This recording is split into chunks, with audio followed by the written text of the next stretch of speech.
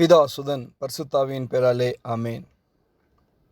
June மாதம் 25ஆம் தேதி 2025 அமாவாசை. பிரியமான சகோதரனே, சகோதரியே, ஒரு சில வருஷங்களுக்கு முன்பு ஒரு சகோதரி திடீரென்று ஃபோன் செய்கிறார்கள். ஐயா, என் வாசல் படியிலே இன்னும் சற்று நேரத்திலே மிகுந்த அவமானத்துக்குள்ளாக நானும் என் வீட்டாரும் என் குடும்பமும் ஆக போகிறோம். இந்த அவமானத்தை நாங்கள் எப்படி சகித்து கொள்ளப் போகிறோம் என்று எங்களுக்கு தெரியல. கடன் வாங்கிவிட்டோம் ஐயா.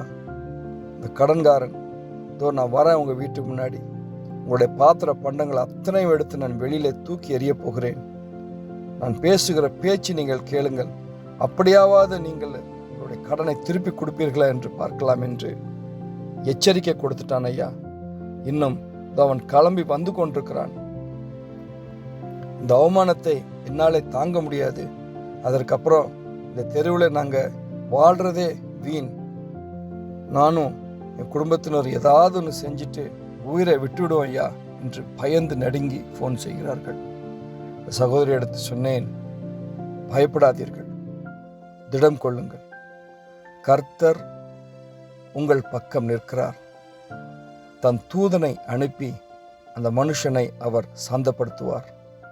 ஆம் சகோதரனே, சகோதரியே, தானியேல் புஸ்தகம் 6ஆம் அதிகாரத்தை நாம் வாசிப்போமே ஆனால், இந்த இடத்திலே தானியேலுக்கு விரோதமாய் தன சக ஊழியர்களே திட்டம் தீட்டி அவருக்கு ஒரு பெரிய தண்டனை கொடுக்கப்படுகிறது. உயர் பதவியிலே இருக்கக்கூடிய தானியேல் அரசருக்கு மிகுந்த நெருங்கியவனாக இருக்கிறான். இதை கண்டு பொறாமைப்பட்ட சக ஊழியர்கள் ஒரு திட்டம் தீட்டுகிறார்கள். அரசு ஆணை பிறப்பிக்கப்படுகிறது.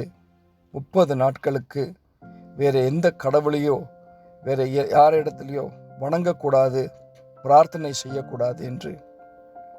தானியேல் ஒரு நாளைக்கு 3 முறை கர்த்தராகிய தேவனை தொழுகிறவன்.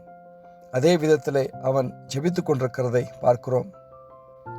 இதை கண்ட சக ஊழியர்கள் அரசனுக்கு தெரிவிக்கிறார்கள். அரசு ஆணையின்படி தானியேல் சிங்கத்தின் குகைக்குள்ளாக தூக்கி போடப்படுகிறார். இரவெல்லாம் சிங்கத்தின் குகைக்குள்ளாக இருக்கிறார். அதிகாலை வேளையிலே அரசர் ஓடி வந்து குகையின் வாசலில் நின்று கூப்பிடுகிறார், தானியேல், தானியேல், உன் கடவுள் உன்னை காப்பாற்றி விட்டாரா? இப்படி இருக்கிறாய் என்று. தானியேல் மறுமொழியாக கூறுவதுதான் இன்றைக்கு நாம் தியானிக்கிற நற்செய்தி. ஆண்டவர் தன் தூதனை அனுப்பி சிங்கத்தின் வாயை மூடிவிட்டார்.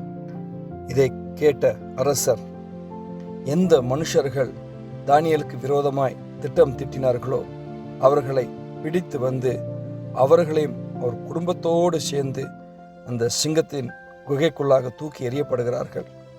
சிங்கங்கள் அவர்களை கொன்று குவிக்கின்றன. பிரியமான சகோதரனே, சகோதரியே, ஒரு இக்கட்டான சூழ்நிலையில் தானியேல் தள்ளப்படுகிற வேளையிலே கர்த்தராகிய தேவன் தன் தூதனை அனுப்புவதை பார்க்கிறோம். அந்த தூதன் இறங்குகிற வேளையிலே கொடூரமான ஒரு சிங்கத்தினுடைய எண்ணங்கள் மாற்றப்படுவதை பார்க்கிறோம். இந்த ஜீவிய காலத்திலே அநேக சூழ்நிலையிலே நாமும் இவ்விதமான சோதனைக்கு உட்பட்டிருக்கிறோம். சகோதரனே, சகோதரியே, கடன் தொல்லையிலே வேதனையோடு ஃபோன் செய்த அந்த சகோதரிக்காய் நாங்கள் ஜெபித்து கொண்டிருந்தோம்.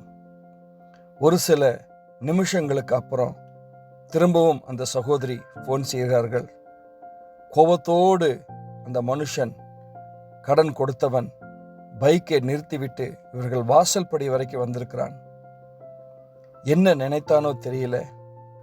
அந்த கோபமெல்லாம் தணிந்து, எப்போதான் காசை கொடுப்பீங்க, கொஞ்சம் சீக்கிரத்தில் கொடுத்துருங்க என்று சொல்லி எந்த சண்டை சச்சரவு இல்லாமல், எந்த அவமானம் இல்லாமல் அவன் மௌனமாய் அந்த இடத்திலிருந்து சென்று விட்டானாம். இன்று இரவு ஜெபிப்போம் சகோதரனே, சகோதரியே. உங்களுக்கு ஆசீர்வாதம் வருவதற்கு ஒரு மனுஷன் தடையா இருக்கக்கூடும். நாம் ஜெபிக்கிற வேளையிலே அந்த மனுஷனின் எண்ணங்கள் மாற்றப்படும்.